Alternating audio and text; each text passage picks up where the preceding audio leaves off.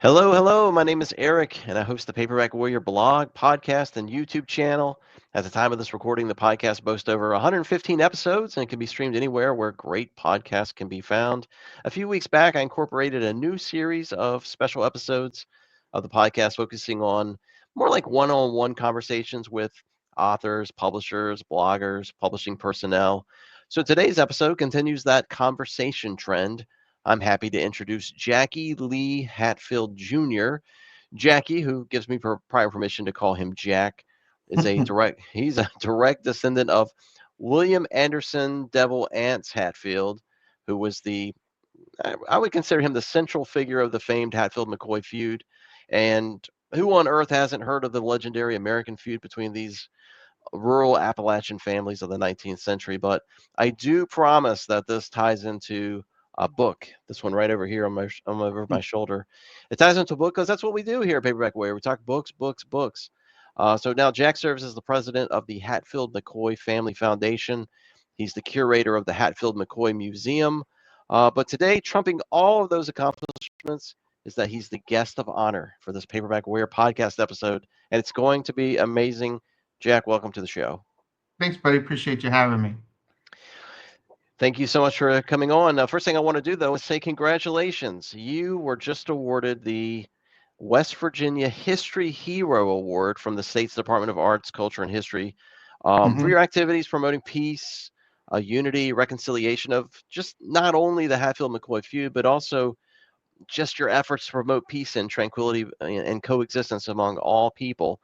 So, what was that like? What was the award ceremony like? It's pretty cool. I got a nice little certificate from the governor. It's hard to see on there, but yeah. Nice. So it was cool. We actually just got a new governor in office, so it was cool to meet the new governor and establish a rapport. But yeah, they were. It was awarded by the state for all the work that I've done trying to preserve all the history of West Virginia, and of course the feud and the family artifacts and all that good stuff. And yeah, the foundation itself was created by my aunt Judy Hatfield and Rio Hatfield and Ron McCoy were on the board in the beginning. Rio still is; he's the vice president of the board of the nonprofit, and they were the two who were instrumental in signing the peace treaty between the two families.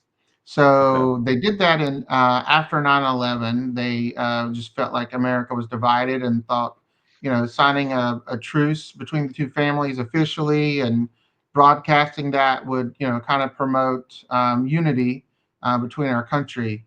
We've been divided so much politically and in every different way. So they were hoping that, that showcasing the two families coming together, the rest of the world could too. So that's how the foundation began and started. And, we still carry that message forward today, and it's needed ever more than it ever has been. Our country is Yeah. still divided. So, we try to do everything we can. I even work a lot here locally with all the different tourism boards. You have different county tourisms, and not to mention we're on a tri-state border. So you've got counties and states that don't really want to work together with their tourism, and they all want their dollar versus looking at the bigger picture. But the feud itself and everything, it happened over state borders. That's why it became so nasty during the Civil War. So it can be very complicated. So Right. we even try to bring unity, even just here locally, to keep the history going. So it's been quite eventful, to say the least. Yeah, I'd say so. And in my introduction there, you play a prominent role in the family. You are the great great great, or I should say, your Devil Anse Hatfield was your great great great grandfather. Yes. Um, but Jack, despite being born a Hatfield, from what I understand, it took years for you to actually realize that you had any connection at all with this, this famous Hatfield family that was involved in this infamous feud, right? Like, tell me a little bit about that. Yeah. How did you even find out about it? So my grandfather was born over here in Logan County, where it all began, and my great great grandfather. I'm sorry, my great grandfather, his dad died very young, and actually of bad moonshine. So so that's the story anyway. But he died very young. So my grandfather was raised mostly by his mother's side of the family, and he followed the coal mines during the boom, which led him over to Wyoming County, which is the next county over. And I was raised there. Now, what's interesting is the families, both Hatfields and McCoys, neither were proud of the feud. So they didn't really talk about it very much Hmm. after the feud was over. So a lot of stuff was lost during, those generations, dying off and the family, spreading out. So my grandfather didn't really know much of anything. And my dad, after my grandfather passed, he passed pretty young in his early 60s. My dad got curious of our history and our genealogy and started tracing it back. And with, our name being so infamous, the lineage was easy to trace back then. This was pre-internet days, right? So Right. it was pretty easy for him to trace, and it was there in black and white. So and now it's there in DNA. So Yeah. it was quite interesting. So ever since I was probably in my late teens when I knew, and you don't really get interested in history or the story usually till you're probably in your 30s or so, which is kind of what I did. And throughout that time frame, I started becoming interested in it, asking questions and learning more about the feud, and of course, starting my memorabilia collection and my artifact collection. So that's led me to today, actually. Nice. Okay. So, just to kind of get an idea, like geographically, where were you born? Were you born in Logan County, or were you I outside was Logan? born in Raleigh County, which is the closest hospital to Wyoming County. Okay. And my grandfather was born here in Logan County. And well, actually, he was born in Warrencliff. They now call it Mingo County, but at one point it was Logan County. And my dad was born in Wyoming County, and then I was born in Raleigh.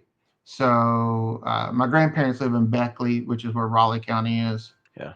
It's about an hour from where my parents grew up and an hour and a half from here. Okay. Well, gosh, you've had your hands in, a variety of ventures.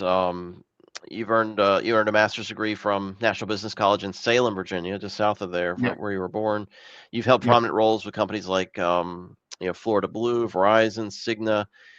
Like, how did you end up stepping away from like the corporate business world of the 21st century to enter this? What I consider, it's like almost like a time machine. Now you're reliving the 1800s daily. How did Yeah, you become literally, so yeah. well, how did you become so involved in this, this feud and telling the tale of the history and stuff? Because of you. Well, not because of not because of me. It wasn't me. This is what started it all, Eric. Oh, yeah, yeah, I remember that. Okay, yep, yep, This is yep, what that's right. started it all. Yeah. So yes, I it was because of you. okay. Uh, so, for those that don't know, Eric and I worked together many years ago at Blue Cross, or well, Anthem Blue Cross Blue Shield, Yeah. and we sat across from each other in a call center. And Eric kept saying, "Oh, if I had your name and all those recipes that you've got over there, I'd be making me a cookbook and selling a cookbook." And I thought, he might be onto something there. Yeah. So, hence my first book, Eating with the Hatfields cookbook, that we did. And I did that thanks to you, Eric. And it's done very, very well, actually. And because of that book, when I relocated to Florida, I was a publisher, or not a publisher, what are they called? I'm trying to think of the name of what they're called. I can't even think anymore. Like it's not a publicist, it's a, Literary agent or no, uh no, had nothing to do with that actually. They represent people like an agent, but it wasn't. Anyway, it's like a marketing agency okay. that you hire. And they called me up saying, "Hey, there's this lady named Judy, and she's throwing this fundraiser for the Hatfields and McCoys Foundation, and we would love for you to attend and bring your book and set up and do autographs and sell your book, you know." And so that's how it all began. I ended up meeting her at the fundraiser, and oddly enough, come to find out, we're from the same child of Devil Anse, so we share the same great grandfather, Oh, which okay. would be her great grandfather and my great grandfather, different generations. But Yeah. that's actually, so she was actually my closest relative that I had on the Hatfield side outside of my immediate family that I had ever met. So, you know, an extended family. So me and her became very close over the years. And what we were doing with the foundation throughout the years were doing different events around the country, traveling around the country, representing the family, you know, educating people about the feud and the history and things like that. And eventually she ended up buying Devil Anse's home place here in Logan County, where I'm located, and bought it back for the family. And it had been out of the family for over 100 years. So Hmm. she purchased it back with the intent to do what I'm doing, which is, you know, the museum here and restoring the historic property and all that. And she hired several people trying to do it, but they took advantage of her in the situation, unfortunately. And she kind of gave up. During COVID, I had a mental break and I knew I needed to make some changes in my life quickly. So I quit my job, threw the dogs in the RV, and took off. Yeah. And I ended up back home because she kept calling me, begging me to go home, to come here and to take over the foundation and to make, you know, her dream and my dream come true. So uh, that's a long story short of how I ended up here. Wow, it's like full circle. It's Yeah, it's interesting. yeah, Um, very much so. well, paperback warrior listeners and viewers are probably like, what's this got to do with books? But my conversation with you today was in part motivated by a new publication that I just recently purchased. Again, this book right over my shoulder here. The book's called An American Vendetta: Legend of the Hatfield McCoy Feud. It's a really cool book. It's Mhm. magazine size dimensions. It's about 110 pages. It's got maps, timelines, family trees, photos. It's got some modern insight into the families in the feud. I think it's $20. You can get it at the Hatfield McCoy Foundation.org. But one of the most interesting things about this particular book is that it's a type of collaboration, really, that you've experienced with the book's original author, a guy named Theron Clark Crawford. And he actually died in 1925, but you've reprinted his original work and then added your own insight into it with a really awesome preface into the book. And then you've got probably about 20, 25 pages worth of insight at the back with Yep. what your thoughts are, some of your experiences with researching the history. And then, as I mentioned, a lot of pages of maps and photos and stuff like that. So tell me about the book. Like, how did you find out about this book and what made you want to reprint it for modern audiences? The reason why I wanted to reprint it and the next one that I'm working on is because there are hardly any books in print right now about the feud that I can buy in bulk to have as inventory in the gift shop. You know, Yeah. so I thought, you know, what am I going to do? And then books are so expensive on a wholesale level. Like there's hardly any markup in the books because, you know, you're paying the royalty, then you're paying the supplier, and then of course the manufacturer who made the book. So from a financial standpoint, it also did not make good sense. Right. So I went looking for books that are now in the public domain Hmm. and decided to create my own inventory. So, which Right. would also increase our profit margin. Hmm. Yeah. So yeah, and there's my Aunt Judy on the back. I dedicated that book to her. I made it the magazine size to stand out because I noticed every bookstore I went into, everything of course is like my original cookbook, 6 by 9, and Right. I wanted it to stand out, so I did it as like a magazine size. Not to mention the photos that are in the book, you know, to be able to give them a bigger, you know, view. It just made sense. So I'm actually following that same measurement guide with the next one that's coming out here soon. Right. But this book in particular is the first ever published works about the feud. Okay. And the reason why I chose it was not only that, it was also the only ever firsthand account interview with my great grandfather, Devil Anse. Yeah. So it is a Yeah. first-hand account interview with Devil Anse, and the book is very interesting, Right. but Yeah. to say the least, it's Mhm. entertaining to say the least. But this book actually is rumored to be the whole reason for the term hillbilly. Really? Yeah, this book paints the picture of what a hillbilly would have been, back then.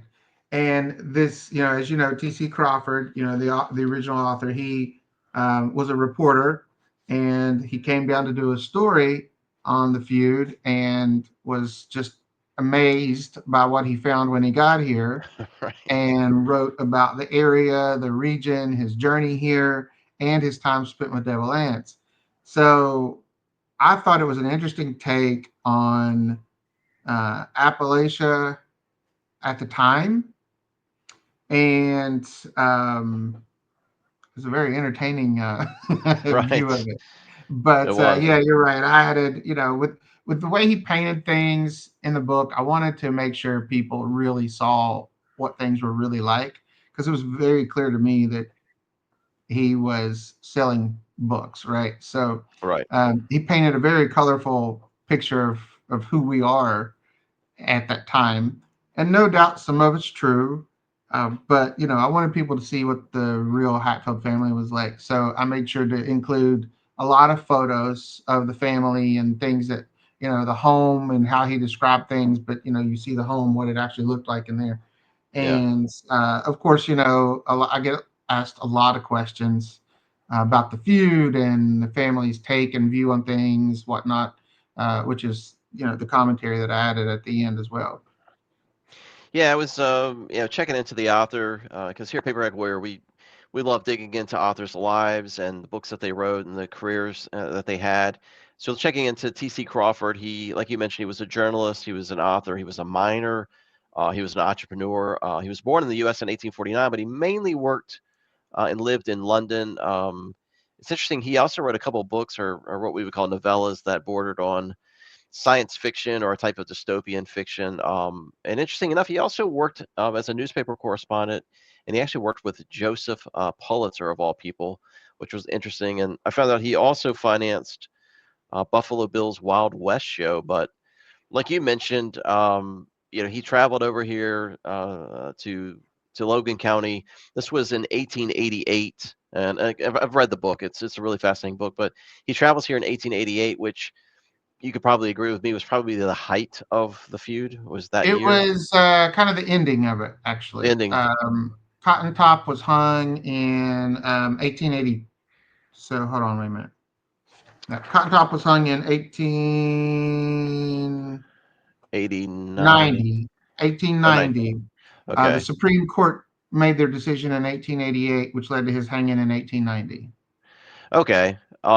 Yeah, so he's here in 1888, and like you said, he's talking with the family. He's interviewing devil ants.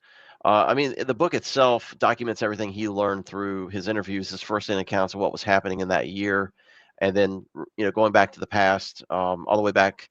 In fact, I think he kind of does a good job of explaining everything that happened from 1865 with the murder Mm-hmm. of Asa Harmon McCoy to Yep. the killing of Bill Dempsey in 1888. Um, and I think I was going to ask you about this because I thought this was really interesting in chapter two. he Because Crawford, when he's writing this, like almost every line of his narrative is like just surprise. Like I can't believe that people are living like this in the late Yes. in 19th Yeah. century. Yeah. And it's so funny in chapter two, he writes to describe Logan County, West Virginia, he writes this one line, Jack, and it says, "Where murder is considered creditable." And do you think he summed it up pretty accurately at that time period? Yeah, I do. At the time period, I Right. do. Yeah, people don't understand what life was like here in the Tug Valley. You know, you're. I mean, even today, I'm still deep in the mountains. I have no Yeah. cell service here. I use Wi-Fi, cell calling. You know, I have definitely a backup generator and a well for when my conveniences go out. I mean, even today, it's still deep in the mountains. So, and with this new museum location I'm working on, that was one of the things that I'm glad to have a lot more space to be able to explain, is to try to paint the picture of what it actually was like living here during that time frame. Yeah. Because some people criticize the feud and, the way came out, but they don't understand what it was like living here during that time frame. I mean, this was still you're still pretty much almost pioneering here in the Appalachian region during this time frame, and then you've got the Civil War entering, at the same time, and then this kind of sparks off of the Civil War. Yeah.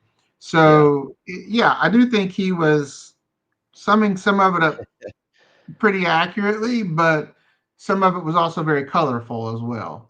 But one Yeah. interesting thing, Eric, I did not know that I just learned from you was that he financed the Buffalo Bill show, and Devil Anse actually appeared in that show a few times.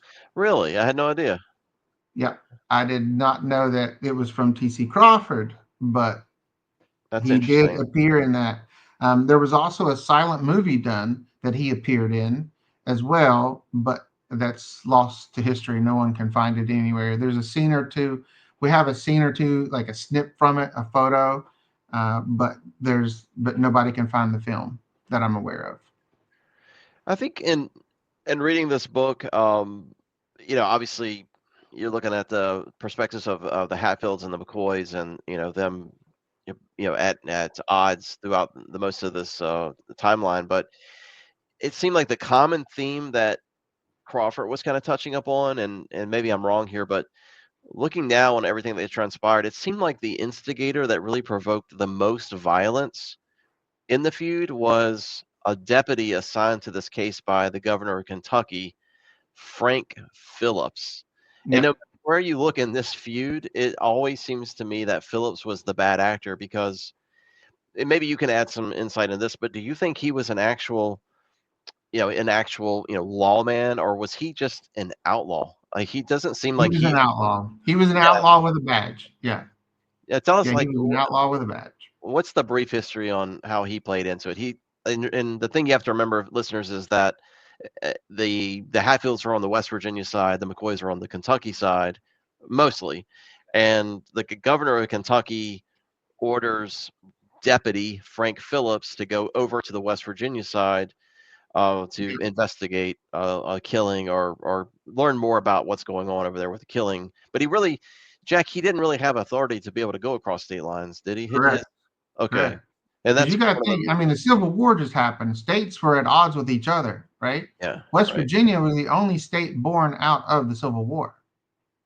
So yeah, it was kind of getting its stuff together, so to speak, right? yeah, yes, So Devil Anse went AWOL during the war to come home and create what was known as the Logan Wildcats. Him and some other Confederate veterans created local home guard militias that protected the community, because you got to think, if you were a man and had a gun, because they didn't provide you one during the Civil War or hardly anything, you were responsible for your own uniforms, your own guns, ammunition, everything.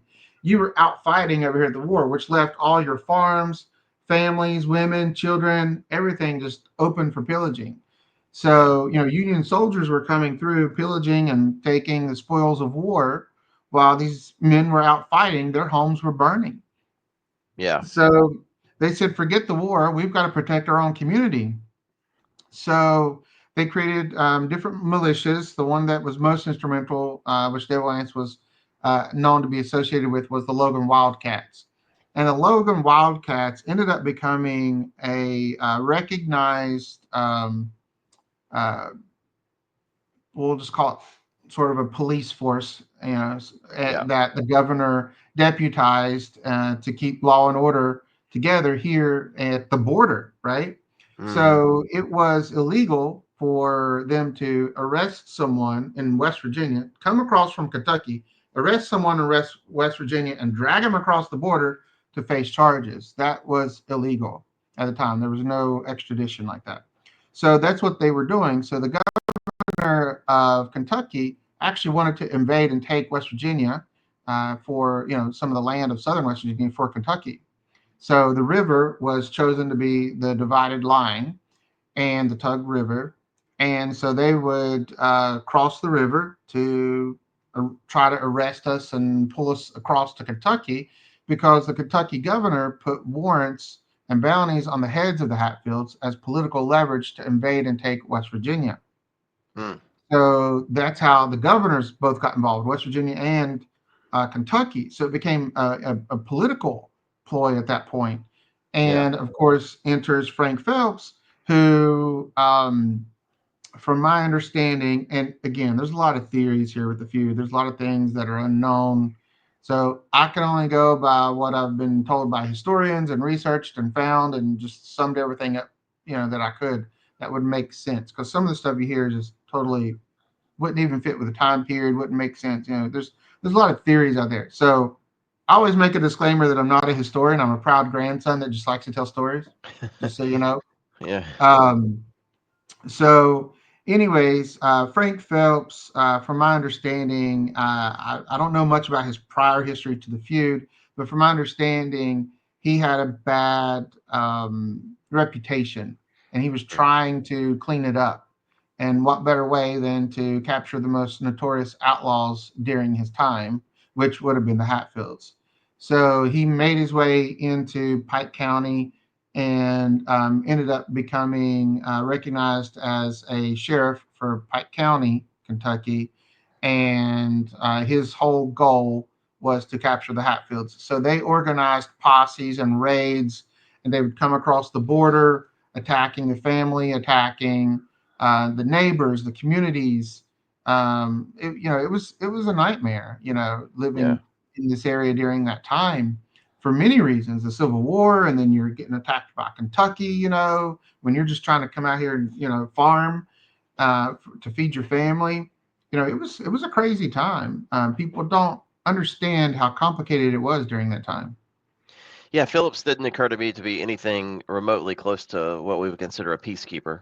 He was, No, no, and he, no. and despite being sent from the Kentucky side of it, he really didn't have any allegiance to either side because he was going Mm-mm. after McCoy's and Hatfield's equally at some points. And Yeah. just it seemed like he was just feeding the violence, and he was, Yes.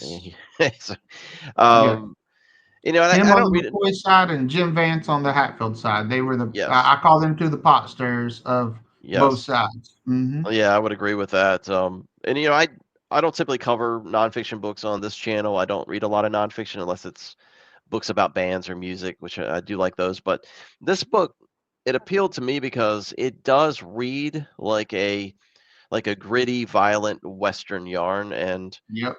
and I think Crawford, the way he writes it, obviously he's writing a journalistic nonfiction work about the families, but he's really able to turn it into this rousing, reading experience that comes across as like you feel like you're reading a novel, wouldn't you agree? It's Yeah. it's it's kind of like reading a novel.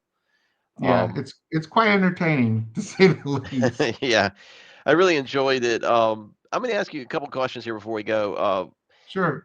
Having the knowledge you now possess in this day and age, and kind of what you know now, do you think that if you had lived during that time, you could have played the role of peacekeeper? Do you think you would have had any No. impact whatsoever? No, no, it got out of the family's hands. I mean, it was Okay. beyond the family.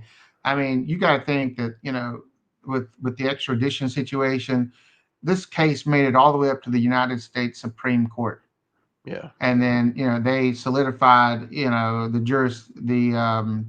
extradition between the states in the United States, and when they did that, the only um, confession they had of was from Cotton Top, who was mentally handicapped, not all there, and he was trying to make the family proud, hollering, "I killed a McCoy, I killed a McCoy." and he confessed to killing Alifair during the cabin raid, which may or may not have been true. There was 20, 30 people shooting at that cabin. I don't know how many exactly, but it was a lot of people shooting at that cabin. So who knows whose bullet Yeah. really hit who? And I'm not even sure that Cotton Top was guilty of anything when he was hung, unfortunately. And that happened after T.C. Crawford came here, and he actually had to put an addendum in the book for that, actually, to write that in after he published, which is in this book. But there's no way. I don't think. I mean, it went way beyond the family's hands and the family allegiances. I mean, you're talking about state alliances and then federal alliances between the states. I mean, it got so big. There's no way. Do you think, looking at it now, and do you think the legend of the feud has actually outgrown the facts? Oh, most definitely. Most definitely. You know, part of the story I hate is the pig. Everybody comes in here. Did you guys really kill each other 30 years over a pig? Yeah, we sure did. We were hungry and we needed bacon. I mean, yeah, man, ain't nothing like bacon. Yeah, that's exactly what happened. Yeah. But Yeah, ask the Supreme Court. They'll tell you, who won the pig. It's ridiculous. But yeah, there's so many twists and turns, and I have a lot of people who troll troll me for even my stories and my events that I believe are accurate as can be based on the resources that I have, because there's so many theories out there. And, the truth is, unless we were standing there at each one of those events that happened, we would never know. And, some of it was captured, of course, in court documents, which we do have, and a lot of it wasn't. So a lot of it is stories and theories passed down through the families, what was passed down, because again, not a lot of them like to talk about it. I've even been criticized by family for doing what I'm doing today because again, they don't want to talk about it. It's not something they're proud of. yeah, So it's quite interesting, but there's so many different avenues. I mean, you've got the love story, the Romeo and Juliet part, the murder, the court, the legal situations, the Civil War. Like, there's so many pieces of the puzzle to this feud, which made it so complicated. And when, so mainstream. I mean, now we have extradition with the entire world. I mean, this is rippled throughout the entire world in our legal system. So it's quite large, and there's no way. I don't think anybody could have stopped it except for the Supreme Court, which is basically what happened. yeah. Because you had governors going at each other, you had families going at each other, you had outlaws just out to kill somebody. It was crazy. It was. I mean, some of the stuff that T.C. Crawford talks about is pretty on point, but some of Yeah. it's also pretty colorful. In your experiences running the foundation and also being on the ground there, because you live at the home place, and that's your business. Being on the ground there, what are some of the craziest misconceptions or just straight up inaccuracies that tourists or spectators have brought to you? Like, what are some of the most outrageous things you've ever heard about the feud? Uh, a lot of it, the number of people killed, I've heard from three to three, four, 500, 600. But there was a lot more killed than we even know about. Because again, you had these raids going on, these posse raids coming in, and they were with Bad Frank, as you were talking about. So there were a lot of people killed even outside the feud that wasn't particularly related. They weren't involved in the feud, but very few family members on the Hatfield side. The only one ever killed, of course, was Cotton Top hung, and Jim Vance was taken out by Bad Frank Phelps. But unfortunately, the McCoy side lost quite a bit of children during that situation. But the number of people killed and the hog, everybody thinks we fought over a hog. Devil Anse wasn't even part of that hog trial. He No, had nothing to do with the hog no. trial. No. And even to get to his cousin who was part of that hog trial, you'd have to go back to his great grandfather's second marriage and then down a few generations. So it was even a far distant cousin who had that hog dispute, and that was with Randall McCoy. But it was not Devil Anse and Randall McCoy, and everybody thinks that it was Devil Anse and Randall McCoy who had this hog dispute. That was not the case. Devil Anse had a land dispute with Perry Klein, Randall McCoy's cousin. And both of those disputes were going on around the same time, and they both went to court within 3 months of each other. And the Mm. Hatfields won both court cases. So between the murder from the Civil War of Asa and these two court cases, winning these two court cases, that just kind of, the that just kind of ignited the flame, so to speak. And then when they killed Devil Anse's brother at the election day event, that just poured gasoline on the fire. Yeah. So from there, it exploded, and then of course you've got the love story, and well, really it's a love triangle in there, because Johnson ended up marrying Nancy, Randall Right. McCoy's nephew. But yeah, it's who, and she's the one who betrayed the family and married Frank, Bad Frank. Nancy did, and she was the daughter of Asa Harmon McCoy, the first McCoy ever killed during the Civil War during the feud. So she became a traitor to the Hatfield family after marrying Johnsy, and that's how they actually killed Frank Phelps and almost killed Cap at what's trying to think of the name of, I can't think of the Yeah. name of I can't think of the the. mountain, the Battle of Grapevine Creek, I think it Yeah. was made. Yeah. Grapevine Creek. Yeah, so they ended up killing them there while they were out hunting. She knew their hunting spots, so Bad Frank and his posses were waiting there till they came hunting, and then tried to take him out. But yeah, it went far beyond anybody could have ever imagined. Oh, just talk about misconceptions. I was telling my daughter Gracie last night I was gonna be interviewing you today to talk about the Hatfield McCoy feud, and she said, "Oh yeah, that's the one they made that television show about, the Dukes of Hazzard." And I was like, "No, the Dukes of Hazzard don't have anything to do with. It doesn't have anything to do with Hatfields and McCoys." She's like, "Well, I thought it was. Yeah, I thought they were in Kentucky and they were feuding with a family." It's like, no, it's not Dukes of Hazzard. So you can add that one to your list if anybody asks. The Dukes of Hazzard has Yeah, nothing to that's do a with. new one. They Yeah, have that's a nothing to do with new one. Hatfield McCoy. You Yeah, touched on this. You touched on this briefly, but I'm gonna see if I can pull it up here. You have a new book that you're working on, or maybe it's yeah, coming out soon. This one right here, The Devil's Brigade. What can you tell us yeah. about it? It's in production right now. The Devil's Brigade is a really cool book. This one was done in 1930.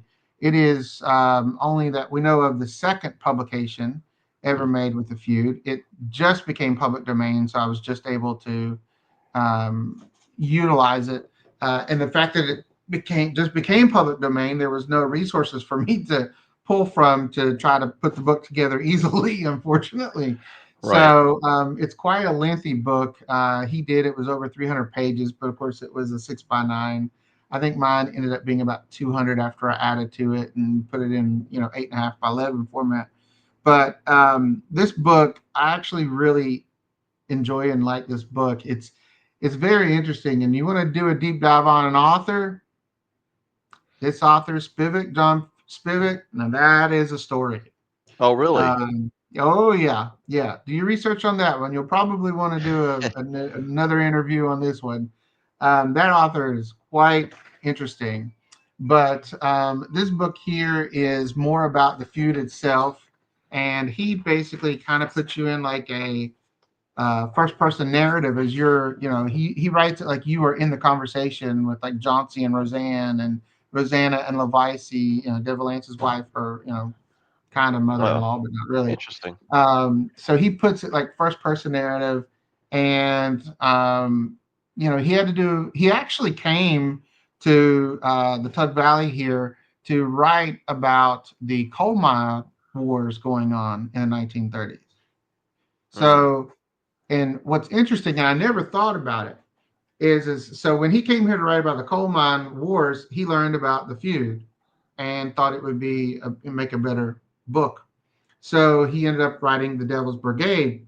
And this book, what I really enjoyed about it is that he talks about where the Civil War set the stage for the Hatfield McCoy feud.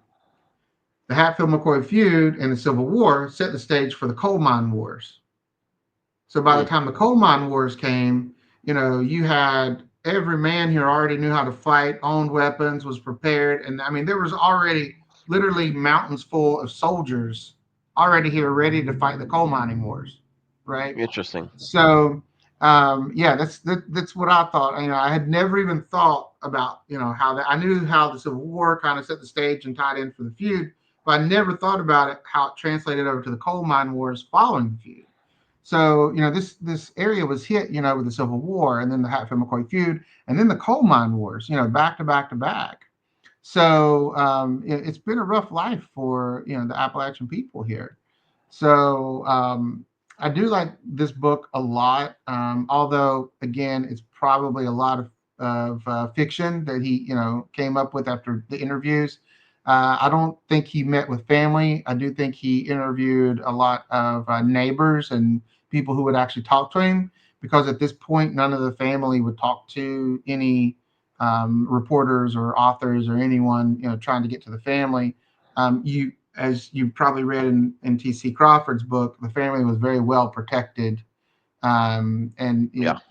and the way they reached. I don't know if you remember him traveling through and reaching the property and how it was. Everybody was warning each other ahead before they even got ahead. I Oh yeah. mean, you were coming into a hornet's nest the whole way coming here to get to Devil Anse, and then across the street here is literally a ledge on the mountain where all the sharpshooters hid out, and he built a moat wall around the property and it had a drawbridge. So, Yeah. which is all still here. But yeah, this book is quite interesting. I think you'll enjoy it too. Should have it out in a few weeks, hopefully. Oh, Um, good. it's in the it's in the design stages with the printing company right now. So, but yeah, both of these again, both of these I decided to do because it was hard for me to get inventory. There's only one or two books on the market now that we can even order wholesale to carry in the shop. So, what better way to give a old and a new updated version of the story, you know? And Jackie, you also, last thing I'll let you go here. There's also another book on the Hatfield McCoy Foundation.org website, which is The Feud, The Hatfields and McCoys, The True Story by Dean King. hmm Have you read that one, or do you have anything to say about that one? I haven't read it. That is one of the ones that we can order still that's in print. Dean King, the author, it's a very thick book, so it is pretty a lot of fiction. Mhm. That he filled in a lot of colorful pages. I do know that a lot of the family disagrees with his view on the feud Mm. and what he wrote. So I tend to shy away from it, so I don't get in any family disputes. but Right. um, but he's been here to the property a few times. We've talked about some possible TV shows and things a few times with him. But he's a good man. He's a good guy, and I think his book does well. But I do think it's a lot of fiction. Um, when you mentioned TV, that reminded me of one more thing, or actually two more things. One, is there any television show, documentary, or movie that you felt tells the tale the best, or one that you find favorite? There is some good things out there by the biography channel that kind of go over the feud, and I think it was done in the early 2000s, and it's a good like summation. It's about an hour and a half long. The mini series is the one I get questioned about the most, the one with Kevin Costner Oh yeah. that came out in 2012. That miniseries, again, there's a lot of Hollywood and fiction written into that, but it does do a good job, I guess, giving you the main points of the feud. But there's things that they've got twisted and wrong in there. So like they show the feud starting about a bar fight between Jim Vance and Asa Harmon McCoy, which wasn't the case. It was they were trying to assassinate Devil Anse after the Civil War because of the incident on Devil's Backbone Mountain. And then, of course, they hunted Asa down. The Love and Wildcats did, and took him out for trying to take out Devil Anse. Yeah. Again, back then it was kill or be killed. They have some things twisted. They have some characters combined who were like two different characters that had the same name. So, they thought they were the same person. Wall, the preacher, and the judge, they were actually two different people. Things like that. But they do get the main points of the feud that happened pretty, at least into the story. But I'd say it's probably about 60, 70% accurate. There's still a lot of fiction written into that as well, of course, to be entertaining. Yeah, this guy, T.C. Crawford, is actually he's played by an actor in the movie. He's actually part of that movie that you're referring to. The Um, miniseries. yeah, the miniseries actually features T.C. Crawford in there, I think briefly, and I can't remember who he's Yeah, played by, like Block I'm or gonna have to Black, watch it again. I don't remember seeing that part in there. I have to watch it again. Dan It's been a Block while or since I watched it. yeah, that came out a long time ago. Does your foundation or you personally, do you have anything to do with the Hatfield McCoy Dinner Theater in Pigeon Forge? Is that you or something No, different? That's different.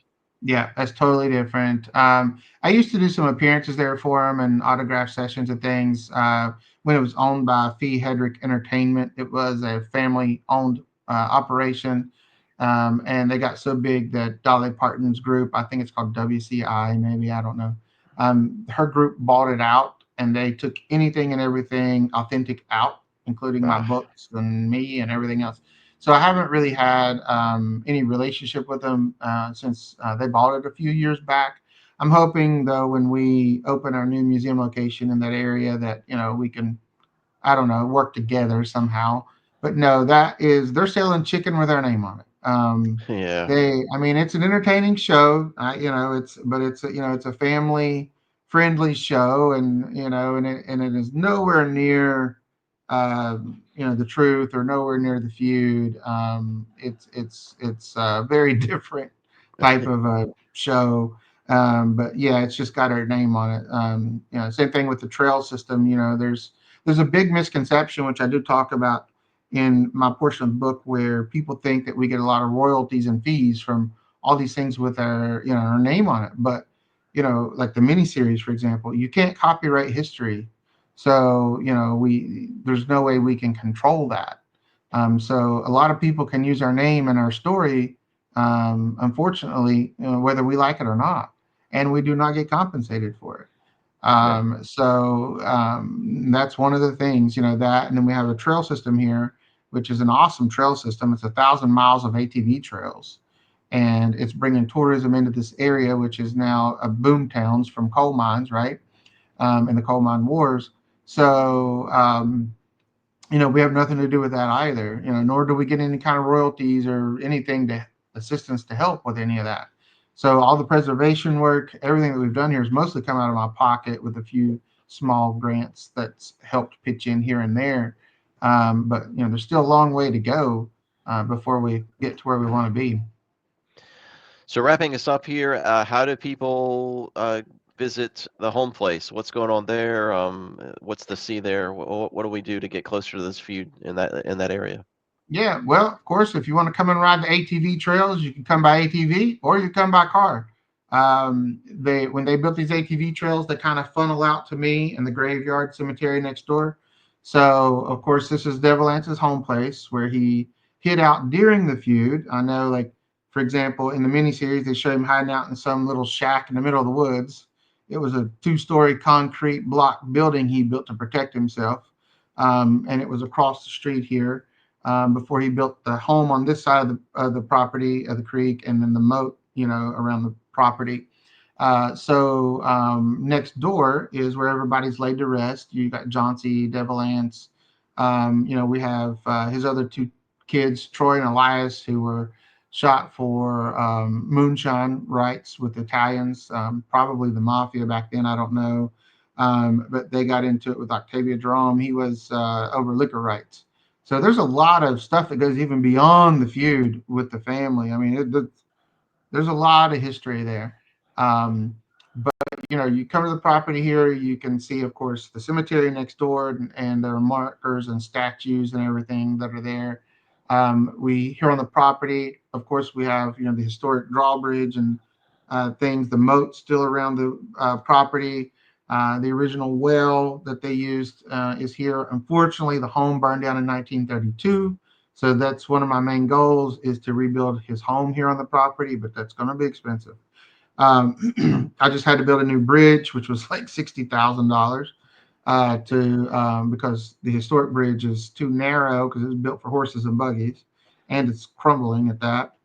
And of course, we have the museum and gift shop here on the property, a little gem mining sluice. So, all the kiddos could come and pan for gold and gems. So it's a cute little visit.